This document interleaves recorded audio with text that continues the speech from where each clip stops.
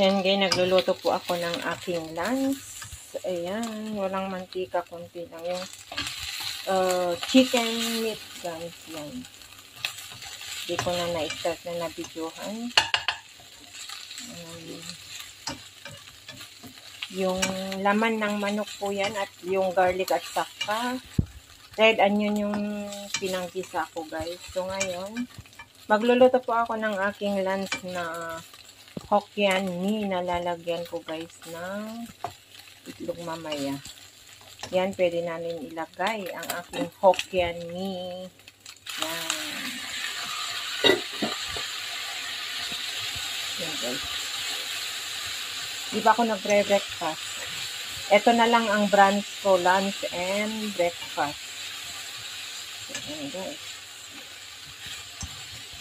Pwede, kung hindi ko maubos, ay kakainin ko mamayang gabi.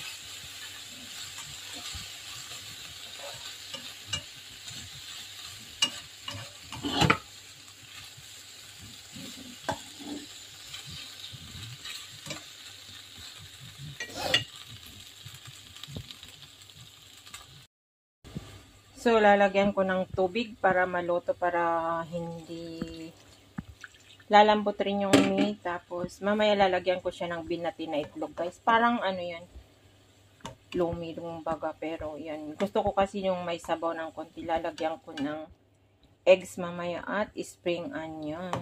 So, papakuluan natin muna dyan.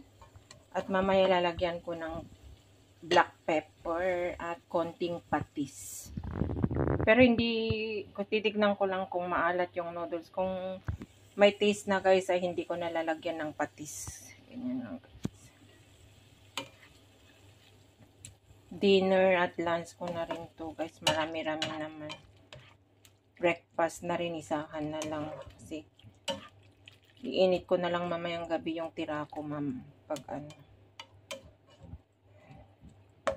Shout out sa lahat guys. Maraming salamat sa mga wala pa rin sawang nanonood. Sa mga simple vlog ko guys. And sa mga short video ko. At pasensya na po kung hindi na ako masyado makapag-live. Kasi busy na po. May mga bantay na po ako dito. Ayan. So, hindi ko alam kung paano na tong channel ko. Bahala na lang po. Ayan, tatakpan ko yan guys para ano, para maluto. Yes, ayan. So, ayan na guys, kumukulo na ng aking Hokkien mee noodles with chicken meat. At linagyan ko na ng black pepper at saka konting patis. Tama na po yung lasa. So, mamaya ilalagay ko na yung ano, yung eggs na binati ko na isa. Wala po akong nabili na chai sim. Lalagyan ko sana ng chai sim or yung green veggie ba. Di ako nakabali kaya yun na lang ano, ilalagay ko yung spring onion.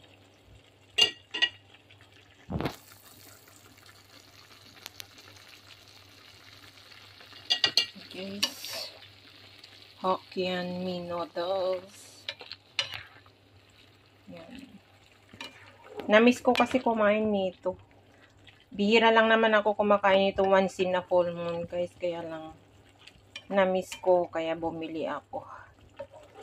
Parang gusto kong mag-ikop yung may sabaw-sabaw kasi nanghihina po ako. Wala pa ako sa condition. Ayan, ilalagay na natin yung binati ko na egg ng konti. Ayan. Sprinkle na natin dyan para mahaluan na. Ayan. Tapos, yung lasa is tama na po, hindi kasi natimplahan ko na yan. Ayan, ihalo na natin. Yan, halo-halo na natin yan. Isa lang yung itlog guys para hindi matuyo yung sabaw. Tapos, ilalagay ko na po yung spring onion. Yan, sprinkle na natin yan yung spring onion. Meron nga pala ako yung tira ko na nagluto doon sa ano ko, experiment ko, ilagay ko na rin. Tira ko yun sa ano, luncheon meat and white egg. Nalinigay ko doon sa experiment ko sa short video ko. Lagay na lang natin. So, ayan. Halo na natin, guys. Wow, yummy. Looks yummy, guys. Sana naman may appetite ako nakakain. Para hindi masayang tong linoto ko. So, ayan.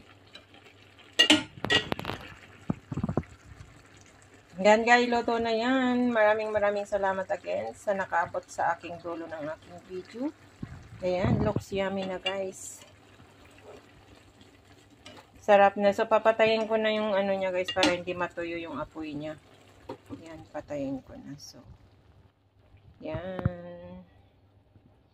Kainan na guys. Samahan niyo ako na mag-brunch, breakfast and lunch. And para makainom po ako ng aking vitamins kasi nararamdaman ko yung sarili ko o yung katawan ko na nanghihina these few days guys. So, ayan, ingat and God bless po sa atin lahat. I love you all guys. God bless us all. Gawa po tayo ng sambal chili. Yan, maluluto na. Kuha lang tayo ng clips guys. Dami. Sambal chili para sa prawn at saka sa ikan bilis or bilis and vegetable curry and crabs. Today is have a party. So ito yung ginawa ko, grinahin ko tapos linuto ko. Hindi ko na lang pinakita like kasi patakaw-takaw yung pag-video ko guys kasi may mga tao dito labas-pasok sa kusina. Actually, kalalabas lang ni sir. Kinuha ko kaagad ang cellphone para mabidyohan ko ng konti.